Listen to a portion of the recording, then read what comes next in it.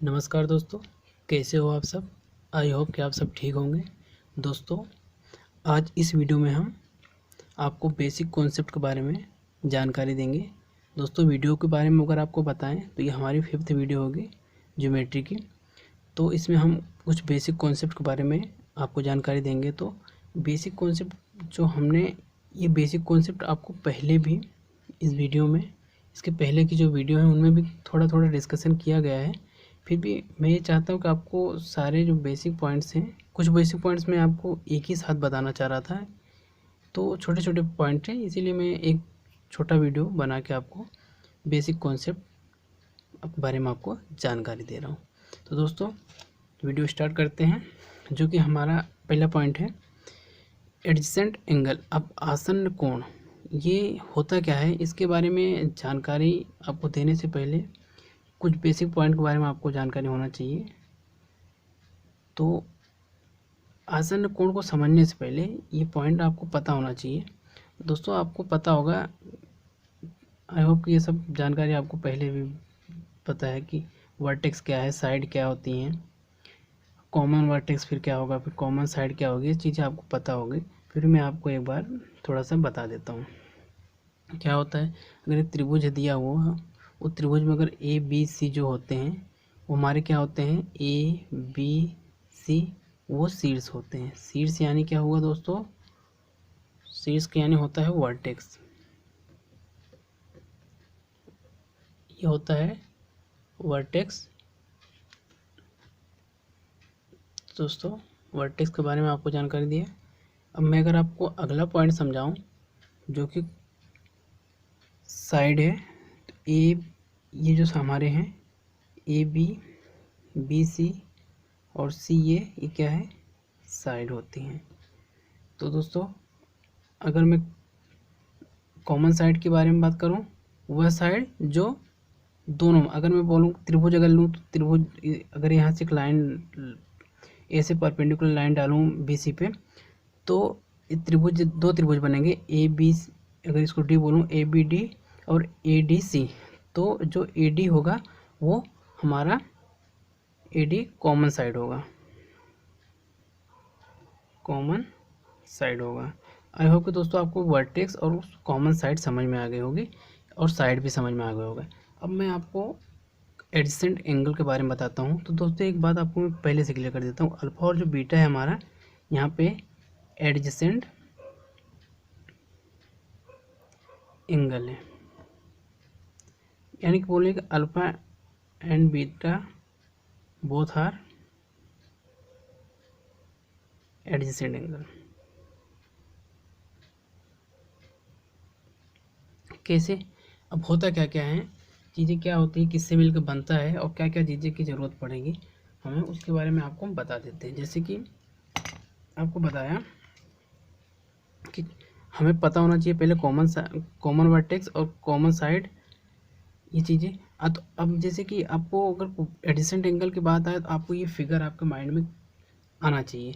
जब तक आपको ये माइंड में आपको ये फिगर नहीं आएगा तब तक आप इसको समझ में नहीं पाएंगे एडसेंट एंगल, क्योंकि इनमें ये चीज़ें जो है ना, 3 पॉइंट दिए हैं, ये कंपलसरी है। ये चीज़ें इनमें आपको पता होना चाहिए वो कहाँ है, कैसी है, पता होंगे तभी आप फाइंड आउट कर सकते हैं कि हाँ भैया ये अल्फा एंड बीटा जो है, जो एंगल बनेंगे वो एडजेसेंट एंगल होंगे। तो इसके लिए हमें एक कॉमन वर्टेक्स, जैसे कि यहाँ कॉमन वर्टेक्स है, वो हमारा जो है ये कॉमन वर्टेक्स है,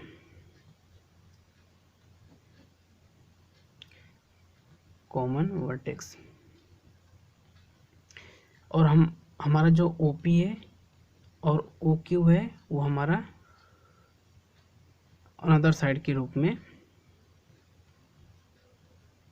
अनदर साइड आएगी, और हमारा जो OR है वो कॉमन साइड आएगा, कॉमन साइड। इस फिगर में ये मैंने आपको सारी चीज़ें लिख के बता दिया। अब दोस्तों, जो होता है वो किस प्रकार से बनता है, इसके अगर एडजेसेंट एंगल आपको फाइंड करना है, बताना है, बनाना है, तो आपके लिए उसके लिए एक कॉमन साइड और 2 अनदर साइड की रिक्वायरमेंट पड़ेगी। अब इस प्रकार से बनता है एडजेसेंट एंगल, जब कॉमन साइड और अनादर कॉमन साइड और एक अनादर साइड OP के बीच का जो एंगल बनेगा उसको हम अल्फा बोलेंगे। ये भी एक एडिसेंट एंगल है।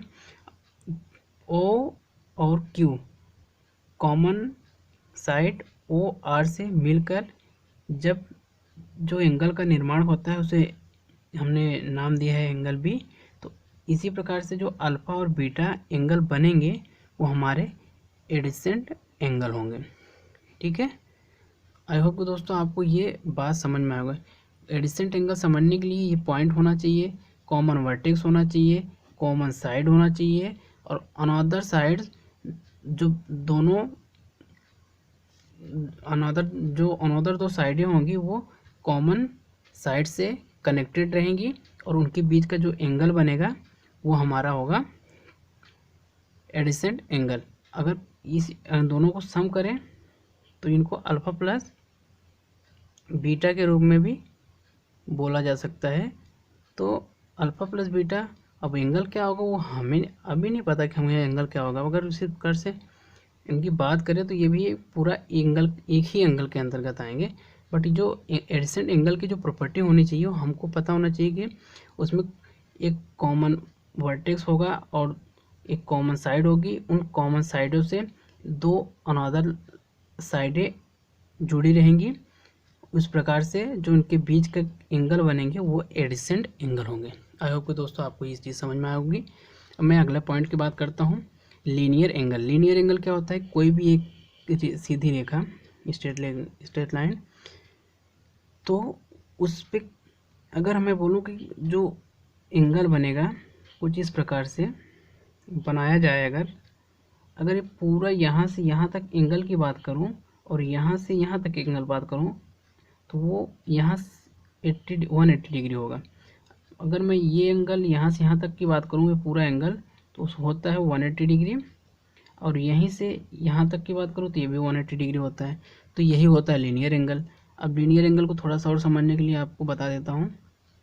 अगर कोई लाइन AB है, उस AB पे कोई पॉइंट C है, तो C से कोई एक लाइन और जा रही है, मान लो कि ये CD है, तो इनके बीच में मान लिया एंगल बन रहा है अल्फ़ा और इनके बीच में जो एंगल बन रहा है वो बीटा बन रहा है। तो दोस्तों alpha plus beta equal to कितना होना चाहिए? 180 डिग्री। क्यों होना चाहिए और कैसे होना चाहिए? बता दिए कि लीनियर एंगल यहाँ से यहाँ तक जब 180 होगा, आप इसमें भले कितने भी आप लाइन खींच दो, जैसे कि ये खींचा, आप चाहे तो कुछ इस प्रकार से बना सकते हो। AB लाइन है, उसमें एक लाइन यहाँ से गई, कुछ ऐसा गई, कुछ इस पॉइंट से गया, तो ये सारे एंगल जो बनेंगे, इन सारे एंगल का प्लस जो होगा 180 डिग्री के बराबर ही होगा।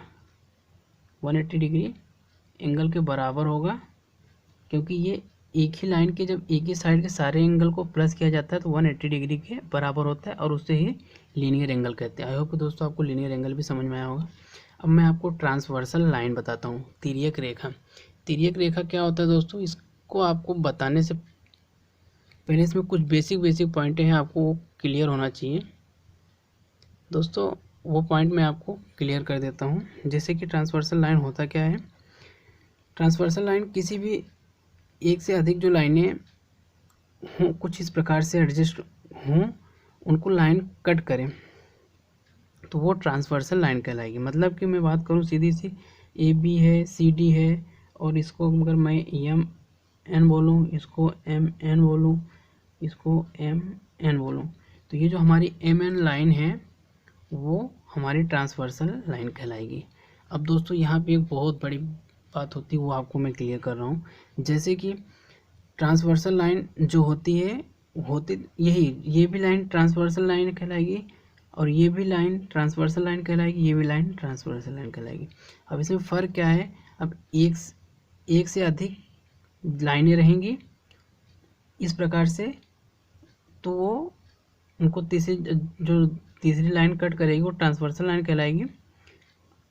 इसके बाद अब बात ये आती है यहाँ पे कि ट्रांसवर्सल लाइन, अगर ये भी ट्रांसवर्सल लाइन है तो ये भी है, तो इनके बीच भी कुछ एंगल बनेंगे, इन पे भी कुछ एंगल बनेगा, इस पे भी और इन पे भी कुछ एंगल बना हुआ है। ये एक ही चीज़ है। अब मैं ये बता दिया, कोई ज़रूरी नहीं कि सिर्फ दो ही हो, दो से ज़्यादा भी हो सकती हैं लाइनें, तो वो मैंने आपको यहाँ ड्रॉ करके बताएं। अब बेसिक कंपेयर जो करना है, हम कंपैरिजन करना है इसमें और इसमें करना है। बात ये है इसमें कंपैरिजन करने की, क्योंकि जैसे कि अब ये है ए बी और सी डी, यहाँ पे जो हमारा ए बी पैरेलल है सी डी के, ए बी लाइनें, ए बी और सी डी लाइनें आपस में पैरेलल है। पैरेलल का मतलब क्या होता है कि इनके बीच का डिस्टेंस हमेशा बराबर है। कहीं पे भी पॉइंट आप मेज़र करोगे तो दूरी बराबर होना चाहिए, इसका मतलब ये हुआ है। अब यहाँ पे जो हमारी अगर ए बी और सी डी की बात करूँ तो यहाँ पे A B C D parallel line नहीं है। तो पैरेलल लाइन नहीं है तो सिर्फ यहाँ पे यही समझने की बात है कि अगर ट्रांसवर्सल लाइन, इसका ट्रांसवर्सल लाइन का मतलब इससे नहीं होता कि वो लाइनें पैरेलल होनी चाहिए। ट्रांसवर्सल लाइन का मतलब सीधी सी यही है कि दो से अधिक जो लाइनें अगर एक ही कुछ दूरियों पर एडजस्ट हों तो उनको जब लाइन को कट करें, उन लाइनों को कट करें तो वो जो लाइन होगी वो ट्रांसवर्सल लाइन कहलाएगी। सीधी सिंपल सी इतनी बात है। अब ट्रांसवर्सल लाइन के यूज़ करके अगर वही जो लाइनें कट कर रही हैं, जो ट्रांसवर्सल लाइन जिन लाइनों को कट कर रही है, अगर वो लाइनें आपस में पैरेलल हों, एक दूसरे के समांतर हों, तो क्या कंडीशन बनेगी उस पर हम डिस्कस करेंगे। तो वो अगर मैंने बोला कि ए बी और सी डी हमारे पास दो लाइनें हैं और वो दो लाइनें पैरेलल एक दूसरे के हैं, समांतर हैं एक दूसरे को, तो इनके बीच जो कोण बनेगा वो कोण जो होंगे वो इंटरनल एंगल भी बनेंगे, एक्सटर्नल एंगल बनेंगे। तो इंटरनल एक्सटर्नल एंगल, इसमें भी इंटरनल एंगल और एक्सटर्नल एंगल बनेंगे। बट अब जो डिफरेंट बेसिक डिफरेंट ये है वो ये है कि इसमें जो एंगल बनेंगे वो अगर अल्टरनेट एंगल की बात करें वो सेम होंगे। इंटरनल एंगल जो बात करेंगे, अल्टरनेटिव इंटरनल एंगल होंगे और अल्टरनेटिव एक्सटर्नल एंगल होंगे। ये जो होते हैं ये एक दूसरे के इक्वल होते हैं, सेम होते हैं। बस इतनी सी बात है। अगर लाइनें पैरेलल रहेंगी तो इनके जो अल्टरनेटिव एंगल होंगे वो सेम होंगे, अल्टरनेटिव इंटरनल एंगल होते हैं वो सेम होंगे और अल्टरनेटिव एक्सटर्नल एंगल होंगे वो सेम होंगे। बट इनमें जो अल्टरनेटिव एंगल होंगे वो सेम नहीं होंगे क्योंकि ये लाइनें पैरेलल नहीं हैं। ट्रांसवर्सल लाइन ये भी रहेगी, ट्रांसवर्सल लाइन ये भी रहेगी, ट्रांसवर्सल लाइन ये भी कहलाएगी। बट इनके बीच का जो कोण होगा ये कहीं ना कहीं बराबर नहीं होंगे। जैसे कि अल्टरनेटिव एंगल की बात करें तो वो बराबर नहीं होंगे, अल्टरनेटिव इंटरनल एंगल की बात करें ये भी बराबर नहीं होंगे आपस में, और अल्टरनेटिव एक्सटर्नल एंगल जो होंगे वो भी आपस में बराबर नहीं होंगे। अगर बराबर जब ही होंगे जब जो ए बी लाइनें को वो ट्रांसवर्सल लाइन कट कर रही है, प्रतिच्छेद कर रही है, तो वो लाइनें आपस में पैरेलल होनी चाहिए। ये शर्त है, ये कंडीशन होगी तभी ये प्रॉपर्टी को फॉलो करता है। इंटरनल एंगल, अल्टरनेटिव एंगल बराबर होंगे और अल्टरनेटिव इंटरनल एंगल बराबर होंगे, अल्टरनेटिव एक्सटर्नल एंगल बराबर होंगे। ये कंडीशन को, ये इस दोनों में डिफरेंट था जो आपको मैंने समझा दिया। अब इसमें ही बात ये आती है कि इंटरनल एंगल होते कौन कौन से हैं, इंटरनल एंगल हमारे कौन कौन से हैं ये बता दो। तो इंटरनल एंगल हमारे जो रहेंगे एंगल 4, एंगल 3, एंगल 5 और एंगल 6 जो आएंगे हमारे इंटरनल एंगल के अंतर्गत आएंगे। एक्सटर्नल एंगल हमारे जो हो जाएंगे एंगल 1, एंगल 2, एंगल 8 और एंगल 7, ये हो जाएंगे एक्सटर्नल एंगल। इसमें भी अगर 1 2 3 4 5 6 7 8 ये एंगल की बात करूं तो इसमें भी इंटरनल एंगल होंगे और एक्सटर्नल, इंटरनल एंगल इसमें भी, एक्सटर्नल एंगल इसमें भी। एंगल तो इसमें दोनों, इनमें भी होंगे इसमें भी होंगे, बट क्या होता है कि अल्टरनेटिव एंगल इनमें सेम होंगे और इनमें सेम नहीं होंगे। अल्टरनेटिव इंटरनल एंगल इनमें सेम होंगे और इसमें सेम नहीं होंगे। अल्टरनेटिव एक्सटर्नल एंगल इनमें सेम होंगे और इसमें सेम नहीं होंगे। ये डिफरेंट था जो कि आपको मैंने समझाने की कोशिश किया हूँ। आशा करता हूँ कि आपको समझ में भी आया होगा। दोस्तों अब मैं अगले पॉइंट में चलता हूँ। अगला पॉइंट हमारा क्या है? अगला पॉइंट हमारा कुछ इस प्रकार से है, करस्पॉन्डिंग एंगल के बारे में है। करस्पॉन्डिंग एंगल यानी कि संगत कोण, ये होते क्या है अब इसके बारे में आपको मैं जानकारी देता हूँ। दोस्तों एंगल जब कोई वो वही चीज़ें जो अभी मैंने आपको पहले बताया इसके पहले वाला पॉइंट में, तो उसमें मैंने बताया कि ए बी और सी डी पैरेलल लाइन थी, और यहाँ पे भी ए बी हमारे पास ए बी है और सी डी दो लाइनें हैं, और दो लाइनें को एक और लाइन है जो कि कट कर रही है। तो ये हमारा एम और एन लाइन है, ये ट्रांसवर्सल लाइन है, तिर्यक रेखा, ये तिर्यक रेखा, ये भी हमारी ट्रांसवर्सल लाइन है।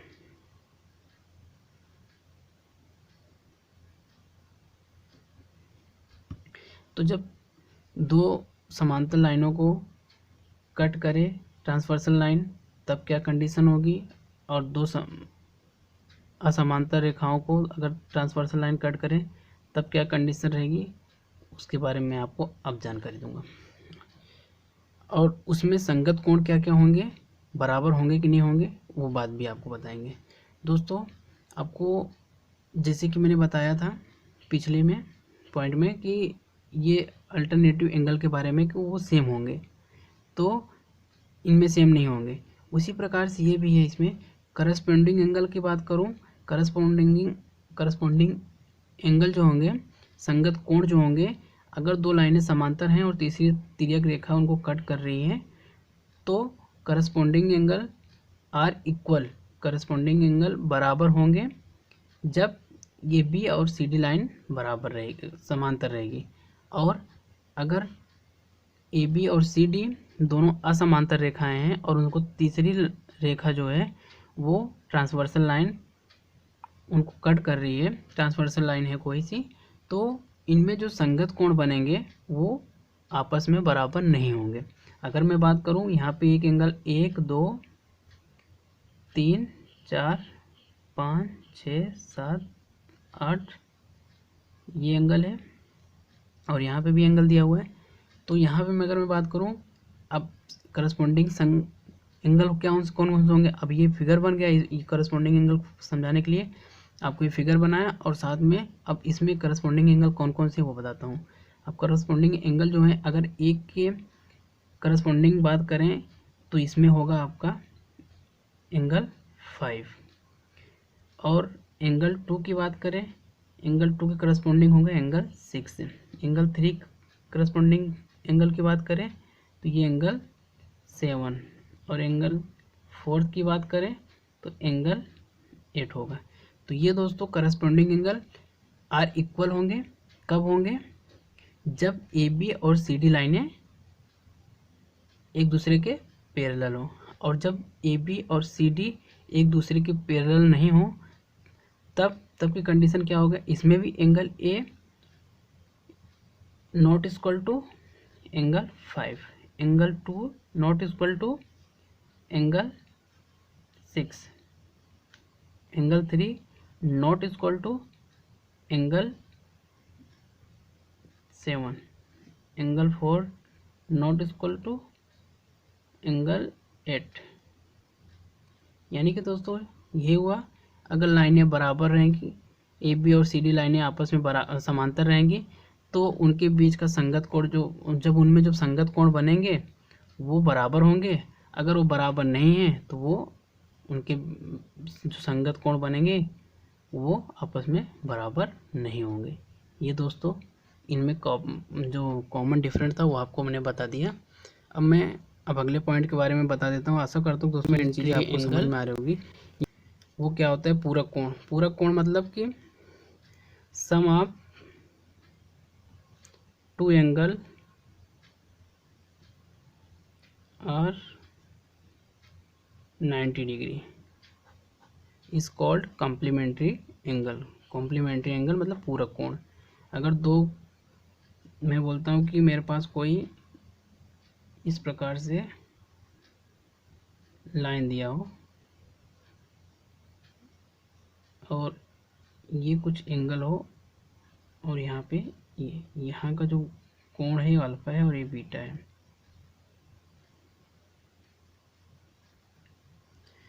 तो यहाँ पे जो अल्फा प्लस बीटा होना चाहिए वो होना चाहिए 90 डिग्री। तो ये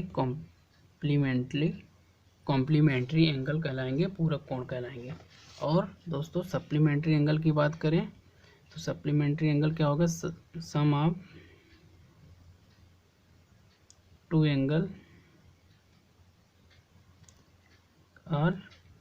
angles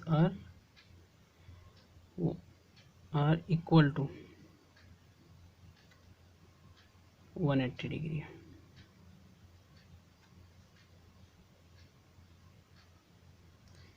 sum of two angles are, इसमें दोस्तों बात कर दूं इक्वल टू 90 डिग्री होना चाहिए, इसमें नहीं लिख पाया था तो समझ जाइएगा दोस्तों, बस इक्वल टू 180 डिग्री। मतलब दोस्तों क्या है, सीधा सा मतलब कि अगर मैं बोलता हूँ कोई ए बी लाइन है, उसमें पॉइंट सी है कुछ इस प्रकार से, और एक एंगल यहाँ बना है और एक एंगल यहाँ बना है, तो यहाँ जो अल्फ़ा प्लस बीटा की वैल्यू होनी चाहिए 180 डिग्री होना चाहिए। इसी को बोलते हैं सप्लीमेंट्री एंगल, मतलब पूरक कोण।